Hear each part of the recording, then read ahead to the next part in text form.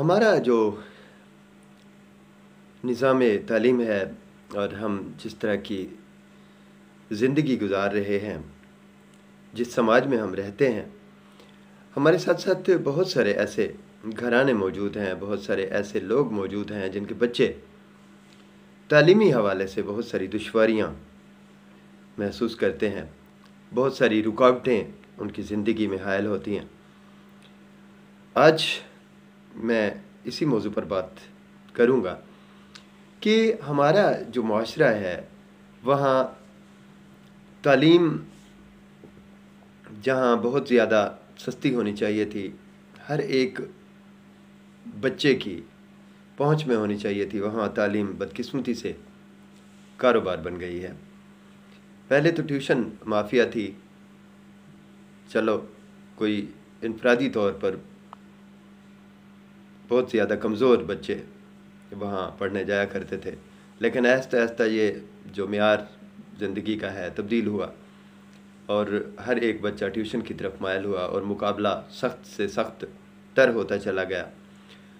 बात यहीं नहीं रुकी, इस कारोबार में और भी बहुत सारी इस तरह की चीज़ें आईं कि तालीम का मकसद, तालीम की ज़रूरत, तालीमी अखलाकियात, तरबियत के जो अवामिल व अनासिर हैं और साथ साथ माशरती और समाजी ज़िम्मेदारियाँ और माशी हवाले से स्टूडेंट्स को, बच्चों को आगे की ज़िंदगी के लिए तैयार करने के जो मराहल थे, कहीं उनसे नज़र हट गई और तालीमी जो पॉलिसी है ज़्यादा उसका जो ज़ोर बढ़ा वो पैसा कमाने की तरफ, सरमायादाराना निज़ाम की तरफ मुर्तकिज़ हुआ, जिसके संगीन नताइज सामने इस तरह से है कि जो मज़दूर और गरीब लोग हैं माशरे के, देहातों में, दूर दराज इलाक़ों में जहाँ सहूलियात मौजूद नहीं है, ज़िंदगी की बुनियादी सस्टेनेबल जो डेवलपमेंट है वो नहीं है सही तरह से, बिजली, पानी, बुनियादी ये ज़रूरियात भी नापैद हैं या ना होने के बराबर हैं। अब ऐसे जो इलाके हैं वहाँ जो लोग रहते हैं, साफ ज़ाहिर है कि वो माशी चक्की में पिसने वाले, गुर्बत की चक्की में पिसने वाले लोग हैं और उनका चूल्हा हांडी बड़ी मुश्किल से चलता है, दाल रोटी बहुत मुश्किल से चलती है। भट्टों पर ईंटें बनाने वाले लोग,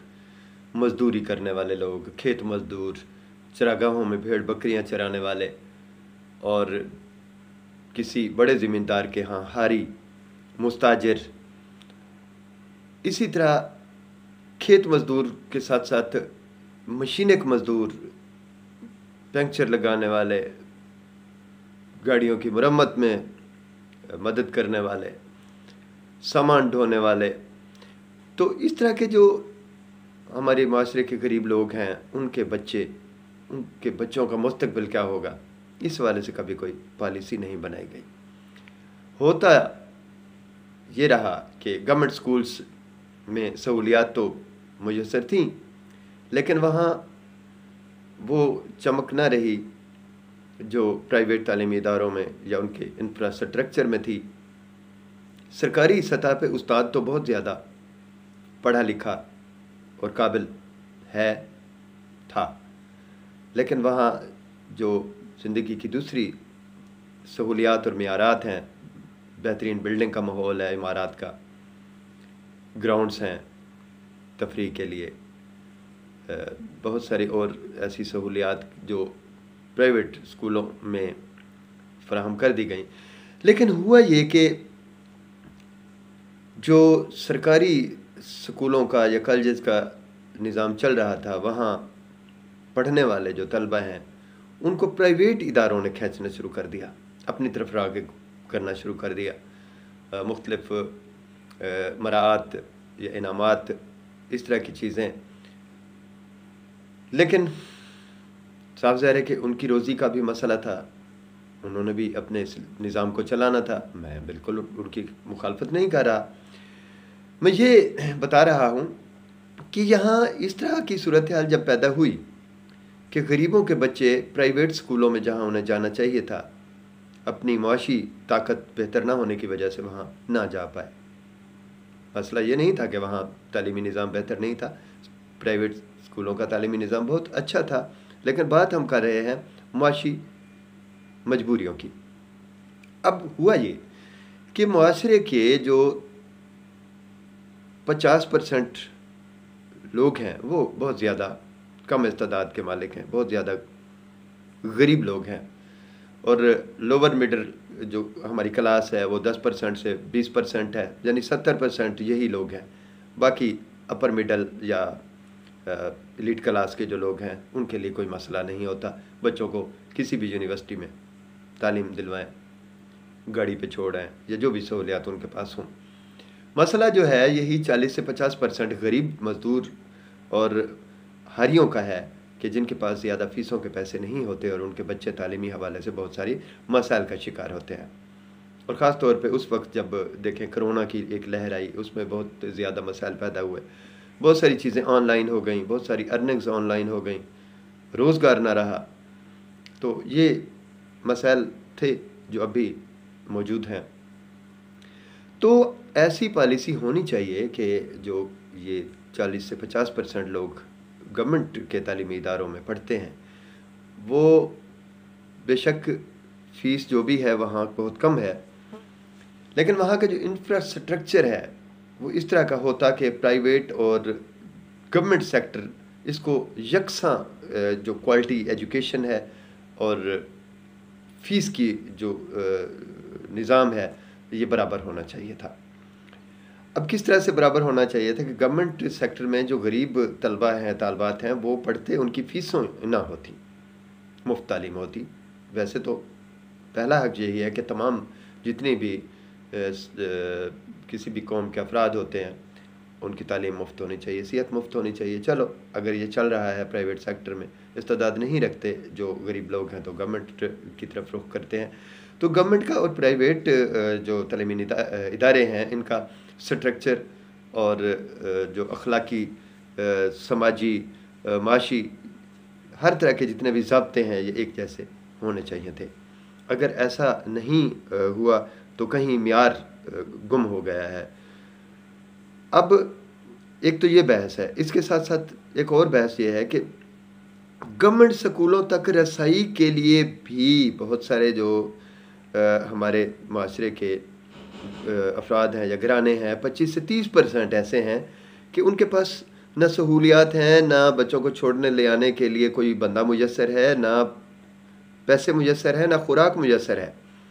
अब वो करते क्या है कि बच्चों को अपने साथ काम पर लगा लेते हैं, दिहाड़ीदारी में, रेढ़ी पर, मशीनों पर, ज़रात में। नतीजा ये निकलता है कि ये बच्चे तालीम से महरूम हो जाते हैं। क़वानीन होने के बावजूद भी आज भी 20 बच्चे, यानी 5 से 10% बच्चे, बल्कि इससे भी ज़्यादा तनासब में बच्चे स्कूल दाखिल नहीं हो रहे या जा नहीं रहे। तो ये एक अलमिया है, इसके लिए एक ऐसी पॉलिसी मुरतब होनी चाहिए कि गवर्नमेंट या प्राइवेट सेक्टर में एक कोटा मखसूस हो यतीम गरीब बच्चों के लिए कि जहाँ उनकी फ़ीसें ना ली जाएँ। गवर्नमेंट स्कूल में तालीम मुफ्त होनी चाहिए। आप देखें कि यही बच्चे जब हायर एजुकेशन में दाखिल होते हैं तो वहाँ भी अब कदगन ये है कि मैट्रिक तक तो बच्चे मुफ्त तालीम हासिल करेंगे, FSC तक चलो हायर सेकेंडरी में मुफ्त तालीम हासिल करेंगे, लेकिन उसके बाद क्या होगा कि उन्हीं बच्चों के लिए 30 से 35,000, 50,000, 60,000 तक फ़ीस सेमेस्टर फ़ीस देना पड़ती है, जो कि वो अफोर्ड नहीं कर सकते, और 70% यही तबका तालीम से महरूम हो जाता है। अगर ये तबकात बच्चों को तालीम की तरफ